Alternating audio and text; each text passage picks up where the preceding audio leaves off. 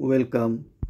আজ 15ই আগস্ট, আবার একটি ব্লগ। আজকে আপনাদের নিয়ে যাচ্ছি সতীর 51 পীঠের অন্যতম পীঠ, যা আমাদের শহর কলকাতাতেই অবস্থিত, মহাতীর্থ কালীঘাট। আদিগঙ্গার তীরে অবস্থিত এই সতীপীঠ। এই যাব হচ্ছে, এই যে দেখছেন, এই স্কাইওয়াকের মাধ্যমে। এই স্কাইওয়াকটি নবনির্মিত এবং কালীঘাট মেট্রো থেকে খুব সহজেই এই স্কাইওয়াকে করে মন্দির প্রাঙ্গণে পৌঁছানো যায়।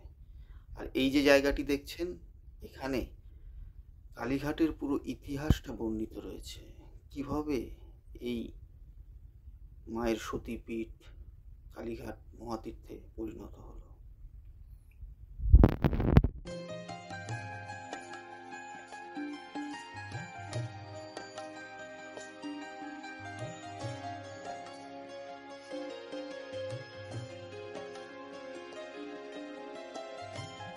চলুন তাহলে অবশেষে মন্দির প্রাঙ্গণের দিকে যাওয়া যাক। চলে এসেছি একদম মন্দির প্রাঙ্গণের সামনে।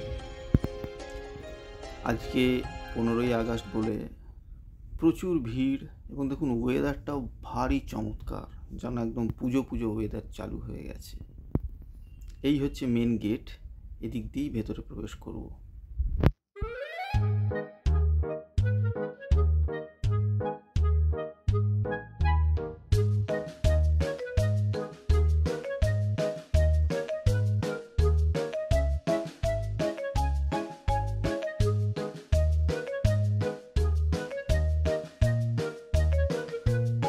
অবশেষে আমরা চলে আসলাম মায়ের মন্দিরের প্রাঙ্গণের ভেতরে।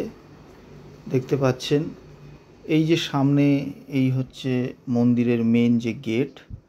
এর ভেতরে ভিডিওগ্রাফি করতে দেয়, আর ভেতরে যে জায়গা রয়েছে সেখানে কোনো পারমিশন নেই। 51 সতীপীঠের অন্যতম এই পীঠ। পুরাণ মতে এখানেই মায়ের অর্থাৎ সতীর ডান পায়ের বুড়ো আঙুল পতিত হয়েছিল। তাই 51 সতীপীঠের অন্যতম মহাপীঠ হচ্ছে এই কালীঘাট। আর এখানে পীঠ রক্ষক হচ্ছে নকুলেশ্বর ভৈরব। এই যে দেখছেন, এটা হচ্ছে বলিঘর। এখানেই বলি দেওয়া হয়। আজকে 15ই আগস্ট বলে প্রচুর মানুষের এখানে সমাগম রয়েছে।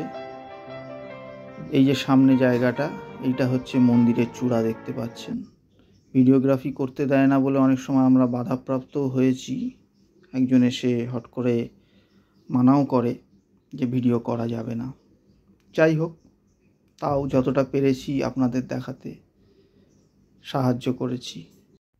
অবশেষে এই দুটি শিব মন্দির প্রদক্ষিণ করে আজকের এই ভিডিওটি এখানেই শেষ করলাম।